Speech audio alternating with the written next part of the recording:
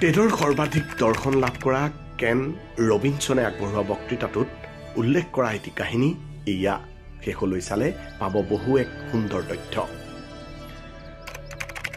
কণমানি ছোৱালী এজনীয়ে ঘৰতে নিজে কিবা কিবি ছবি আঁকি আছিল। তাকে দেখি তাই ভালকৈ আঁকিবলৈ শিকক বুলি মাক দেউতাকে এখন ছবি স্কুলত নাম লগাই দিলে। স্কুললৈ গৈ ছোৱালীজনীয়ে কিন্তু ছবিৰ শ্ৰেণীবোৰত আম, অমিতা, হাতী, গিলাচ আদি অঁকাত মনোযোগ দিয়াৰ পৰিৱৰ্তে সদায় নিজে নিজে আন কিবা এটা অঁকাতহে অধিক মন দিবলৈ ধৰিলে। এদিন ছবিৰ শিক্ষকজনে তাইনো কি আঁকিছে বুলি চাবলৈ লৈ সুধিলে, তুমিনো কি আঁকি আছা?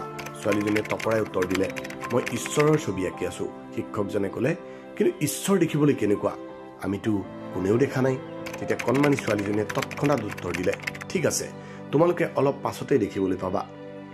এই কাহিনীৰ পৰা পোৱা শিক্ষা হ'ল, জ্ঞানৰ চেকুৰাৰে কৰাল লগাই সকলোৱে ঢাকি থোৱা পৃথিৱীখনকে আমি সদায় চাবলৈ শিকিব লাগে। নিজৰ প্ৰতিটিৰে আমি পৰিস্থিতিবোৰত নতুন দৃষ্টি দিব পাৰোঁ নেকি সেয়াও মন কৰিব লাগে।